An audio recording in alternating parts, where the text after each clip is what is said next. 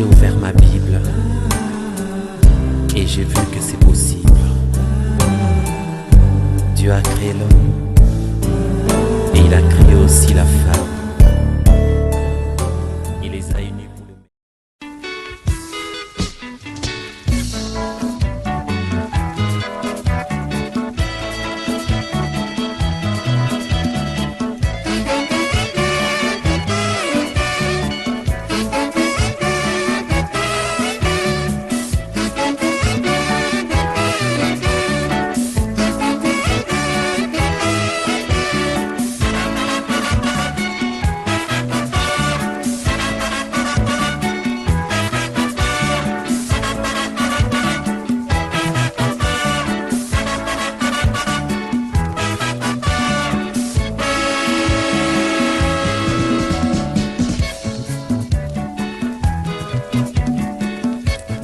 Devant Dieu et devant les hommes, pour le meilleur aussi bien que pour le pire, ils viennent de s'unir dans un long baiser. Ils partageront leurs joies et leurs peines. Devant Dieu et devant les hommes, pour le meilleur.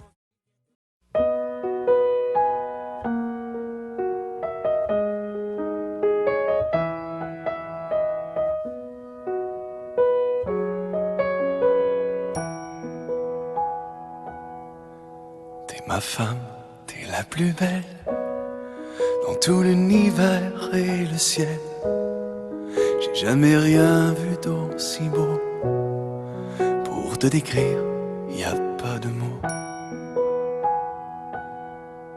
T'es ma femme, t'es la plus douce, et ça me fout parfois la frousse. Juste à l'idée que je pourrais te perdre, je voudrais mourir. J'en perds le verbe. T'es ma femme, je suis à toi. Je te donne tout ce que je suis. Mes mains, mon regard et ma voix, mes jours et mes nuits. T'es ma femme, t'es la plus belle. Je te jure sur mon âme et le ciel que chacun de mes je t'aime sera éternel.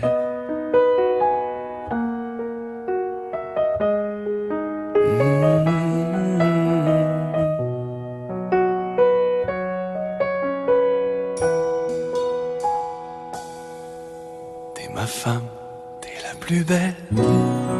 Je conjugue notre amour. Au début, je te passe tout ça. Plus que j'avance, mais stressé. Est-ce qu'on va finir en temps? Ça, cette question après se pose. Ma femme, On est en train de préparer. C'est la grossesse, la fatigue, l'opération, tout ça. Bon. C'est maintenant que le stress est passé.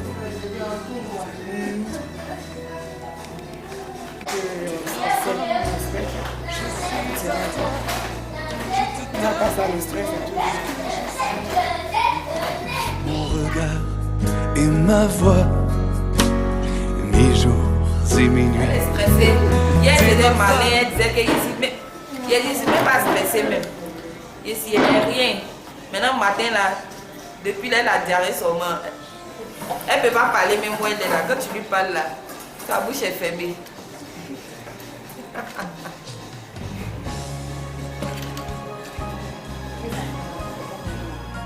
Ah, Blanche, je te dis si tu as fait ça dans ta robe de mariée.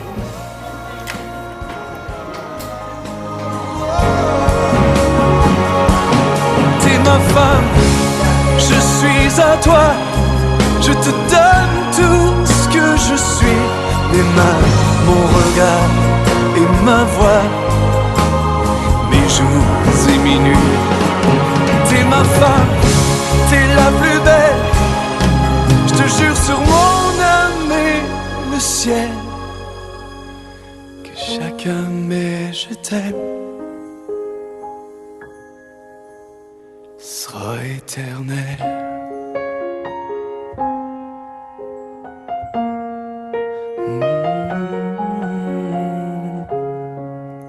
T'es ma femme, t'es t'es la plus belle.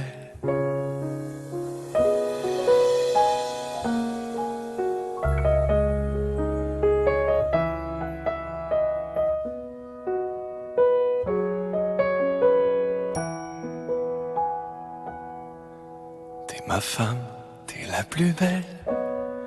Dans tout l'univers et le ciel, j'ai jamais rien vu d'aussi beau. Pour te décrire, y a pas de mots. T'es ma femme, t'es la plus douce, et ça me fout parfois la frousse. Juste à l'idée que je pourrais te perdre, je voudrais mourir, j'en perds le verbe. T'es ma femme, je suis à toi, je te donne tout ce que je suis. Mes mains, mon regard et ma voix, mes jours et mes nuits. T'es ma femme, t'es la plus belle. Je te jure sur mon âme et le ciel que chacun de mes je t'aime sera éternel.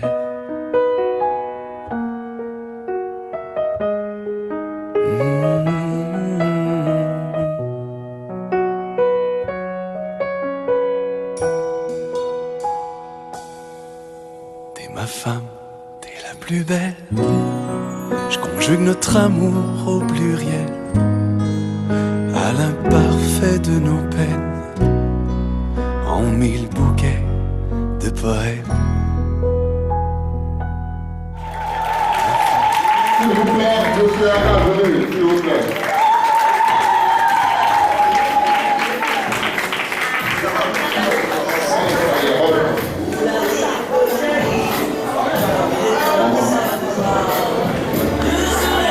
Est-ce que le papa pouvait nous faire porter, s'il vous plaît? Merci beaucoup, madame. Nous allons saluer mademoiselle Bravo.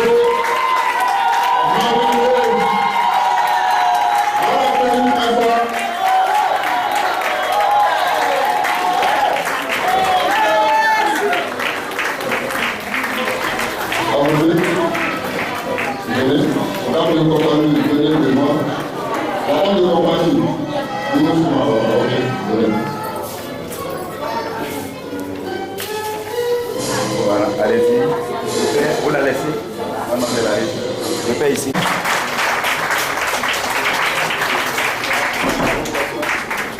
Merci et veuillez vous asseoir, s'il vous plaît.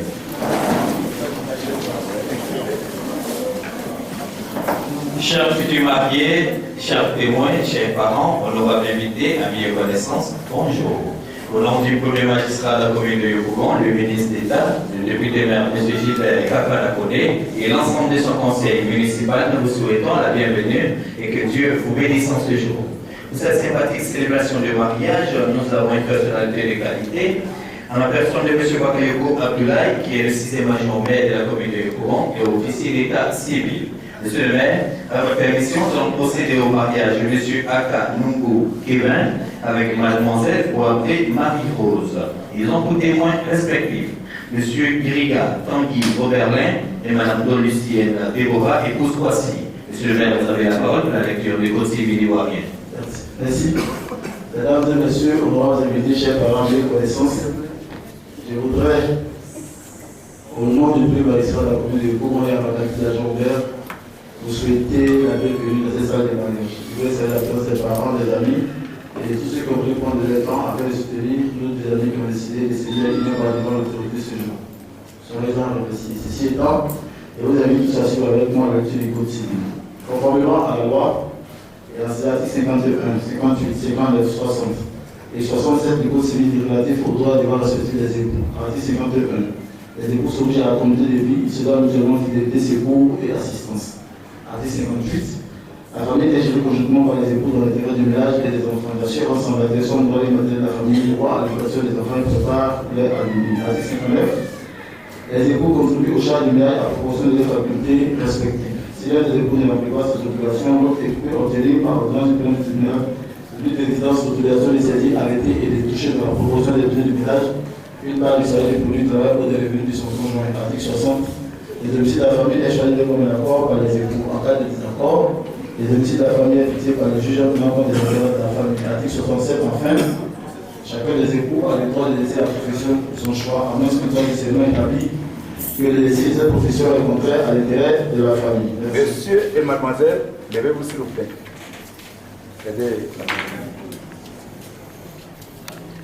À présent, nous allons procéder au mariage de M. Aka Nungou Kevin et mademoiselle Poivré Marie-Rose. M. Aka Nungou Kevin et mademoiselle Poivré Marie-Rose, doivent vous déclarer s'ils ont fait pour l'objet de la séparation pour la communauté des biens. Communauté des biens.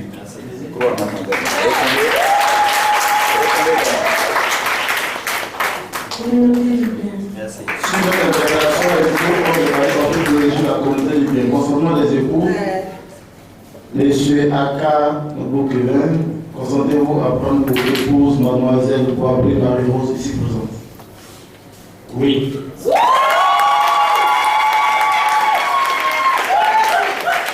Mademoiselle Poivré Marie-Rose, consentez-vous à prendre pour époux M. Aka Nungou Kevin ici présent?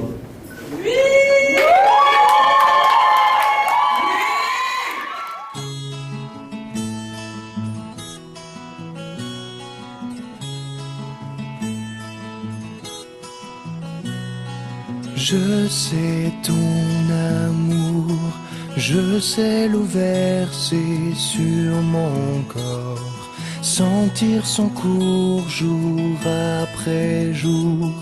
J'ai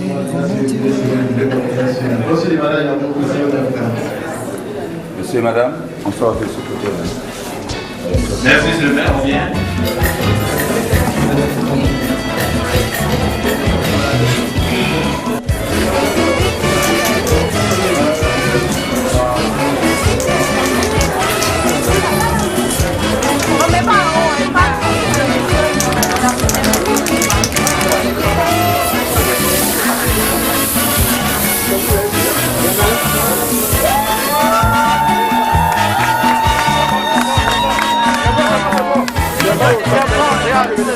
Ah d'accord.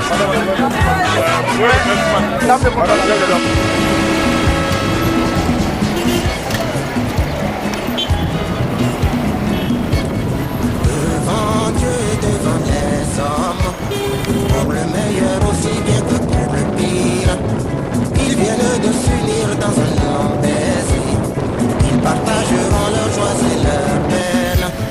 Devant Dieu et devant les hommes, pour le meilleur aussi bien que pour le pire, ils viennent de s'unir dans un long baiser. Ils partageront leurs joies et leurs peines.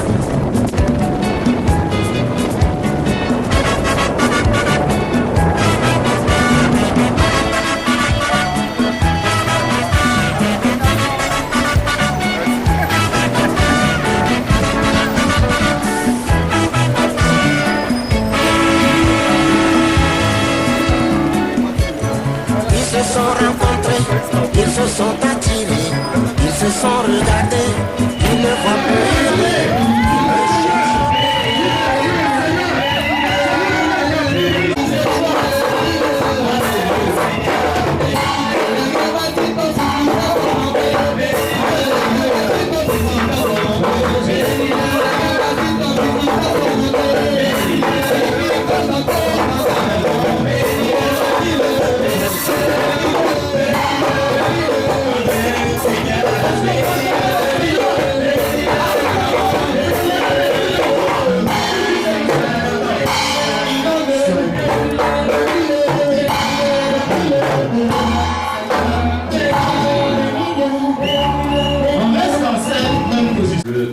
Le révérend Aboubacar Jean-Baptiste.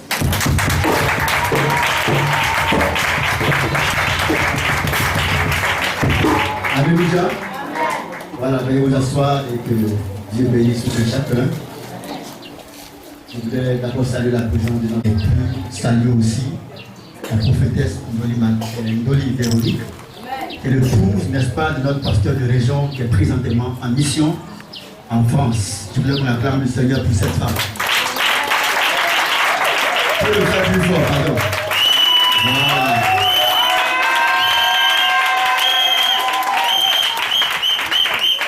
Alléluia. Alors c'est sous son onction que ce soir je vais prêcher. Parce que si le pasteur n'est pas là, c'est elle qui est là. C'est un événement excellent, heureux. Vous savez, j'ai failli ne pas venir parce que il y a eu tellement de pression, tellement de contraintes. J'ai failli m'appeler le pasteur principal d'ici. Vous lui dites vraiment, pasteur, je voudrais qu'on me fasse remplacer par quelqu'un d'autre. Mais par la suite, Dieu a arrangé toutes les choses. Et je suis devant vous. Amen. Vous savez, le mariage vient de Dieu. Le mariage ne vient pas des hommes. Et j'ai compris une chose, que tout ce qui vient de Dieu est toujours attaqué. Quand vous faites quelque chose, vous organisez un événement tel qu'un mariage, et qu'il y a une opposition, il faut savoir que vous êtes dans la volonté de Dieu. Il faut dire Amen. Amen. Voilà. Et donc, je répète pour dire que le mariage est une institution divine. Dieu crée le monde, il crée toutes choses, hein, les plantes, les animaux, et il sent la solitude chez l'homme. La solitude chez le frère en cas qui nous reçoit ce soir. Et donc, Dieu, pour résoudre ce problème, il a mis l'homme sous anesthésie. Donc, c'est-à-dire que pendant que Dieu faisait tout cet ouvrage-là, l'homme n'a rien vu dedans. Amen. Et donc, Dieu fit. Parce que si l'homme était éveillé, l'homme allait fatiguer Dieu. Seigneur, mais pourquoi le bras est comme ça? Seigneur, pourquoi la joue est comme ça? J'ai dit, n'est-ce pas, un nez comme ça? J'ai dit, n'est-ce pas, des yeux? Dieu allait être fatigué. Donc, pour couper le coup là, il a mis anesthésie sur l'homme.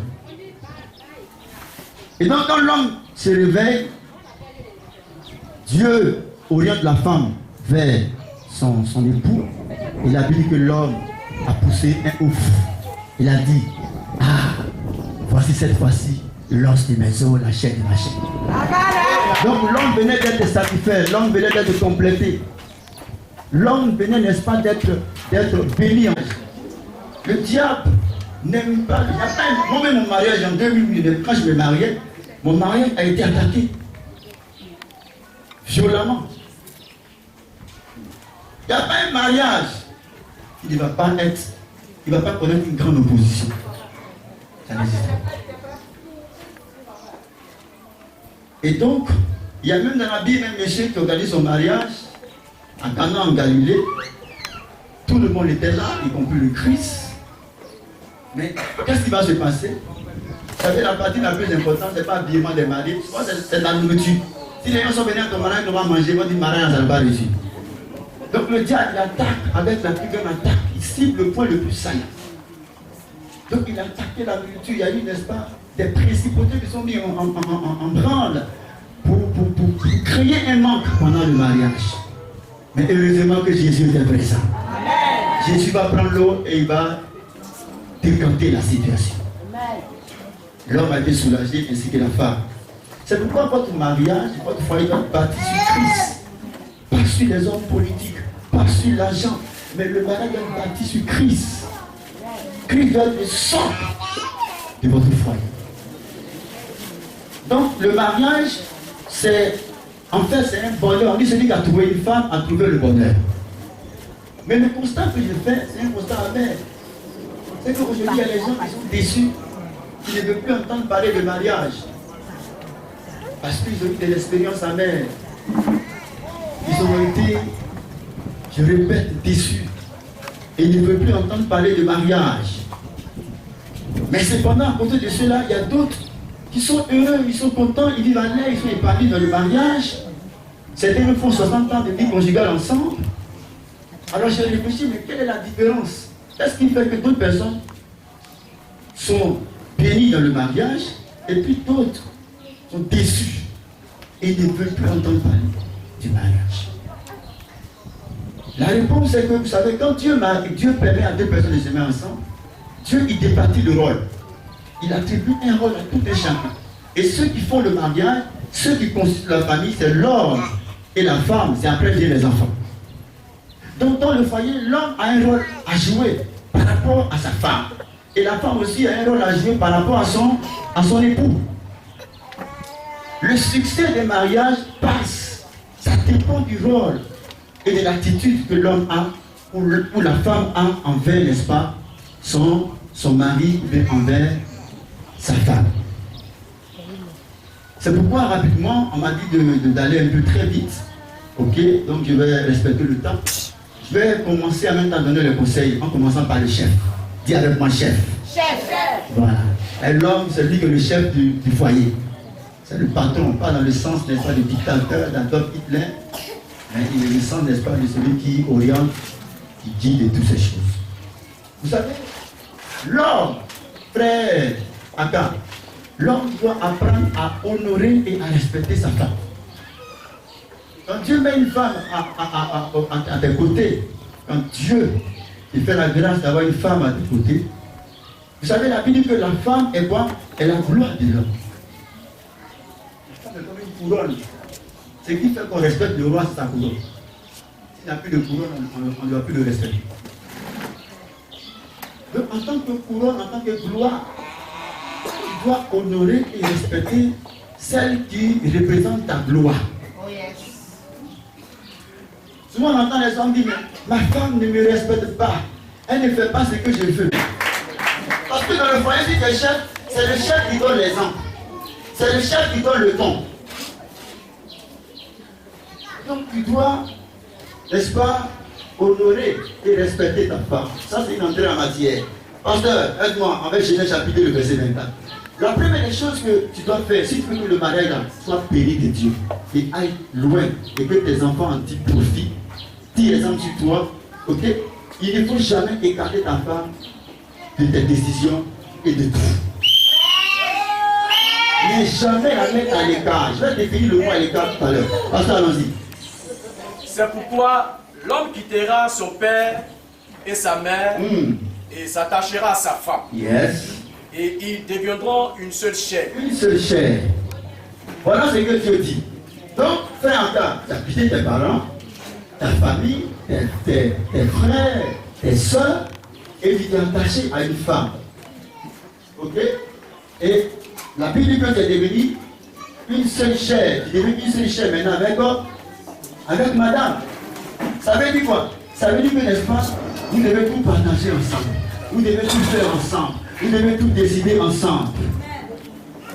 Mais quand vous êtes mariés et que tu décides tout seul, tu fais tout seul, tout ce que tu fais là, c'est toi seulement. Attends, tu n'es pas en train de faire la volonté de Dieu, mais tu es en train de faire la volonté de Satan. Parce que la Bible dit que vous allez devenir une seule là. Une seule chair. Ce n'est pas deux, c'est une seule chair. C'est ça. Donc, mettre quelqu'un à l'écart là, ça veut dire quoi? Écart, c'est l'action d'éloigner, n'est-ce pas, de la direction qu'on doit prendre ou la direction qu'on doit suivre. Nous sommes dans le foyer, qui n'a rien à voir avec ma vie, je décide seul, qui n'est pas concerné. C'est ça, on dit, tu es en train de la mettre à l'écart. C'est-à-dire que tu prends, tu l'enlèves, tu l'écartes de la direction à suivre. Oh, la Bible dit que vous deviendrez une seule chair. Être un, ce n'est pas s'asseoir sur le même banc. Être un, ce n'est pas dormir sur le même lit ensemble. Être un, ce n'est pas se regarder dans le visage. Mais être un, c'est partager tout ensemble. Les peines, les joies, les victoires, les difficultés. On partage tout ensemble. Mais quand tu es un homme que tu es marié et que tout ce que tu fais là, tu fais ça toi seul, tu mets ta femme à l'écart, ok? Vous n'êtes plus un, mais vous êtes deux. Et à ce niveau-là, vous n'êtes pas en train de prendre la même direction. Quel est ce foyer où, n'est-ce pas, l'homme a sa vie à part? Quel est ce foyer, madame aussi a sa vie à part? Tu n'es pas concerné par mes problèmes. Et toi, moi aussi, tu n'es pas concerné par mes réalités. Non, non, ça c'est pas un foyer. Un foyer qui opère dans cette dimension va finir par se séparer. Parce que vous n'êtes pas en train de travailler dans l'esprit de celui qui a créé, comment on appelle ça, le mariage. Donc, mettre sa femme à l'écart de tout, c'est une mauvaise action qui va finir par pourrir ton foyer. Frère, tu es une autre femme que ça soit, n'est-ce pas, au devant de ma voiture. Tu es né où?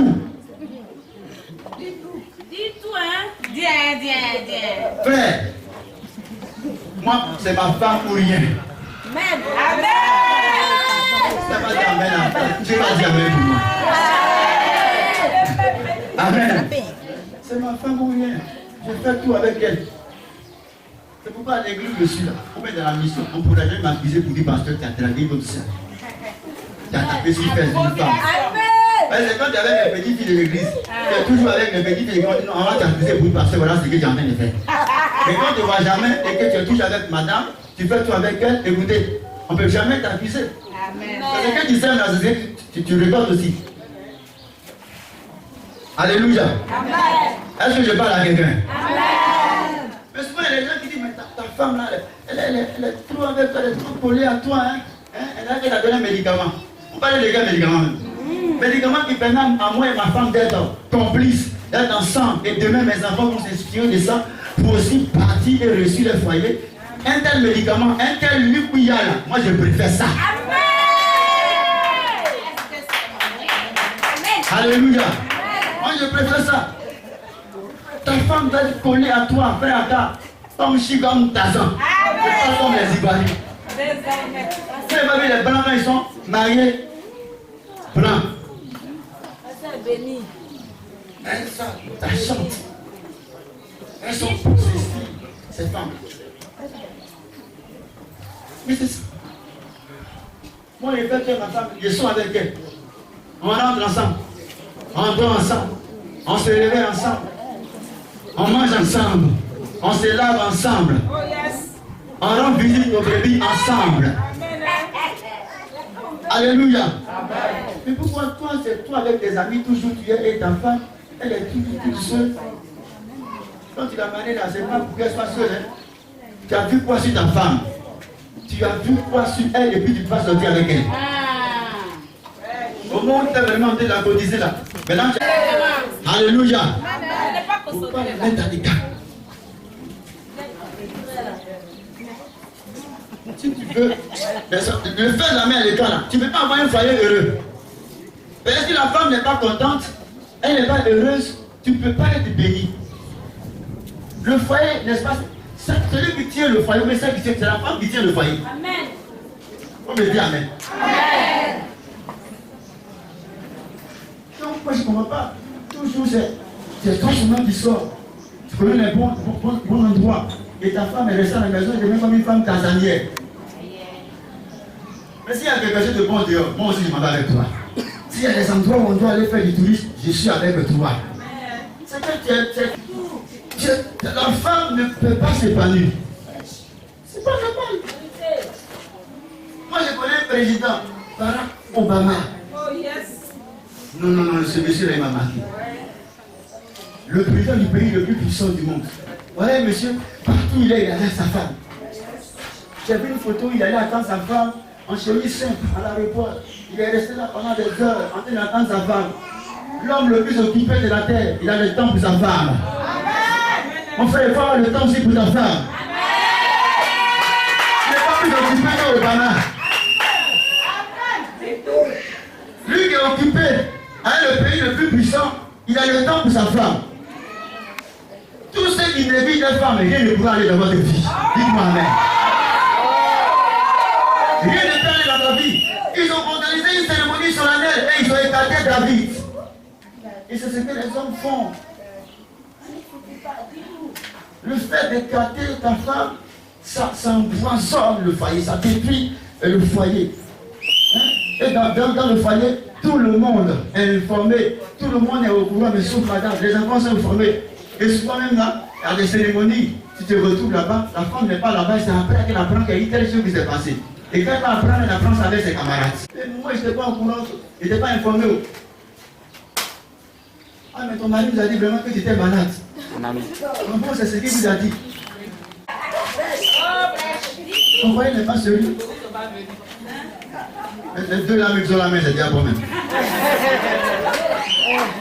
Quelqu'un n'a pas acclamé le Seigneur. Alléluia. ceux qui lui-même il va préparer.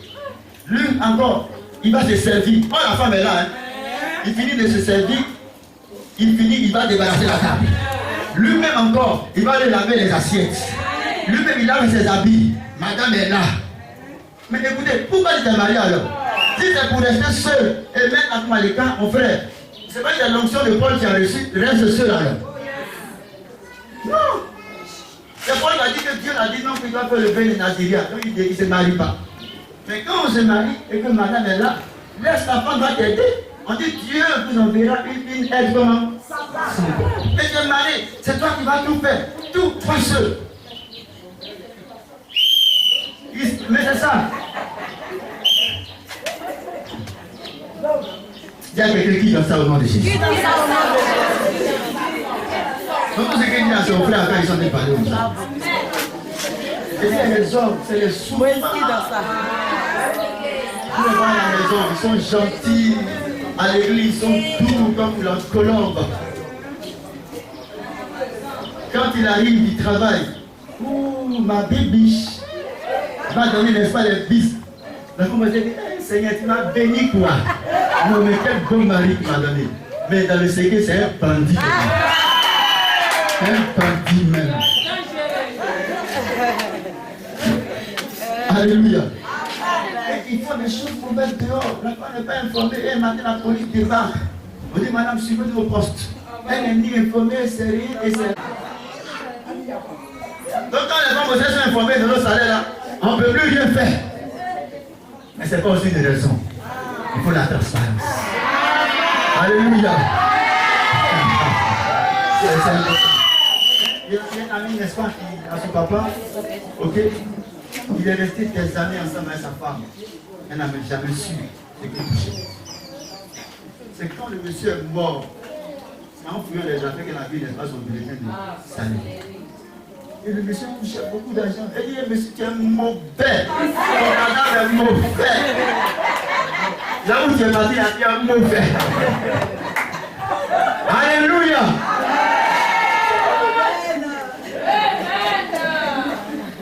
La Bible dit que vous devenez une seule là. Comprenez un peu ce que je dis. Un foyer sérieux, la femme doit être au parfait de tout. Elle doit être informée. Et les garçons le matin, c'est là que tu chéris, on déménage. Oui, il a rien dit à la femme. On va où? Mon frère n'est pas Adolf Hitler. Hein? Non. La maison que tu vas aller apprendre là, il faut que la femme soit d'abord d'accord. Elle doit aller, elle va apprécier d'abord. Si ça plaît à la femme là, là tu vas prendre. Mais si elle dit de ne pas, il faut laisser la maison. Et c'est toi le chien. C'est moi qui donne caution. Si une femme là dit elle n'aime pas la maison, il faut laisser une maison là. Quand ils s'entendent que tu vas t'habiter là-bas, là, tu ne seras pas heureux là-bas. Une femme là n'est pas heureuse. Elle n'est pas. Mais c'est ça, le secret du succès part de là. Il faut qu'il y ait une pensée positive de la femme. Seigneur, comment je fais pour que ma femme avance?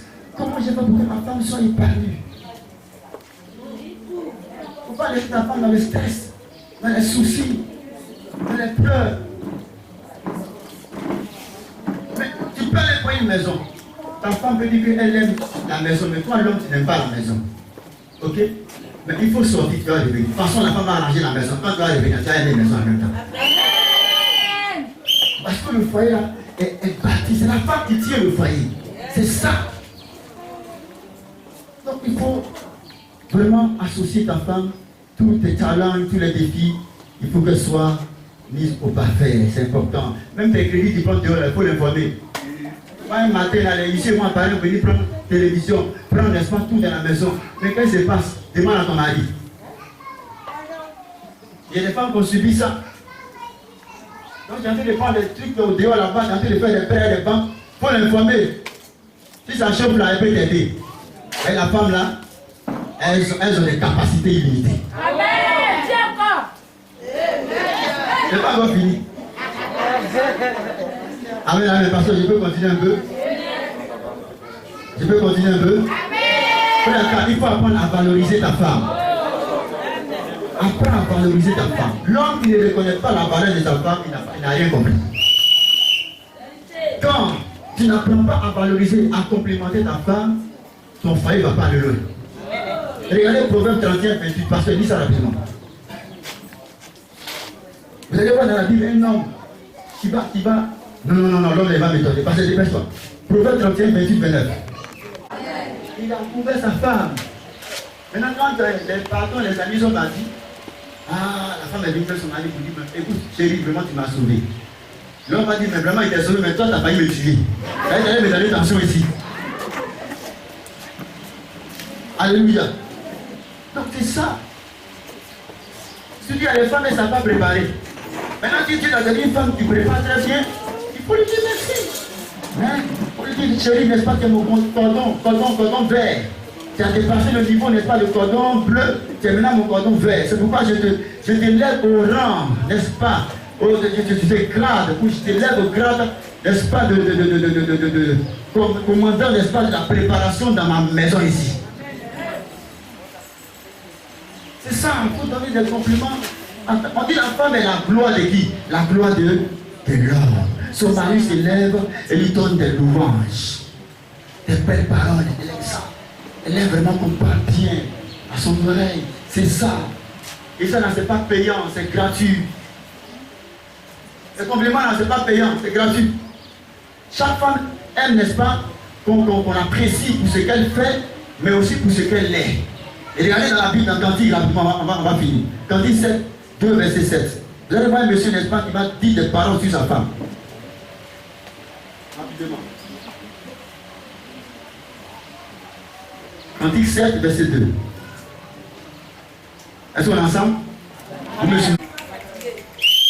Cantique 7, verset 2. Okay. Il y a des exemples dans la Bible. Cantique 7, verset 2.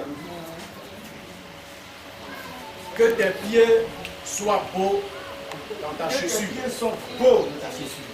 Fils de prince. Voilà, monsieur, quand il est qualifié, sa famille, quand tes pieds sont beaux. Même si les pieds, là, n'est-ce pas, des madames, là, ne sont pas beaux, ok? Hein? Et que tu qualifies cela, tu apprécies, ça finit par devenir intéressant. Vous savez, une musique, quand tu écoutes, au départ, c'est pas intéressant. À force d'écouter, ça devient comment? Ça devient intéressant. Donc voilà un peu le point de beaucoup de frères, le point de beaucoup de garçons.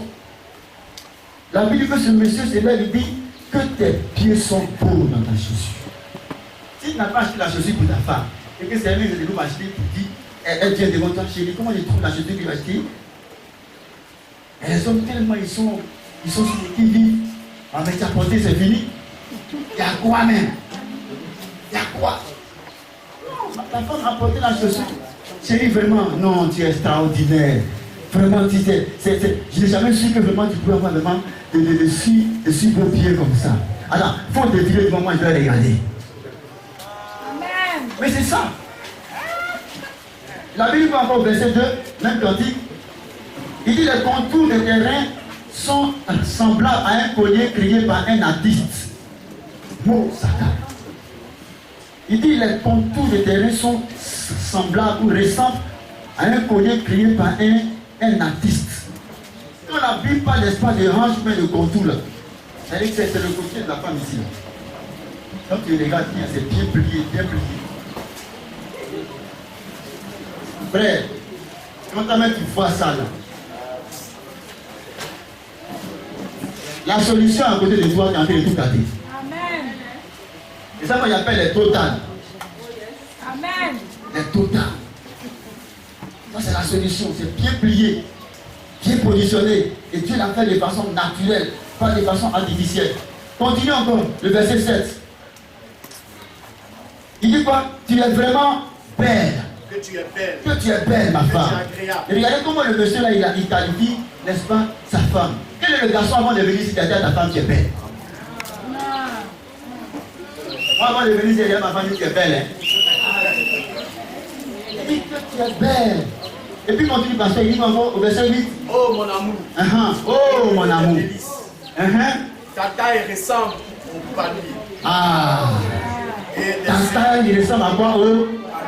Tu as la taille,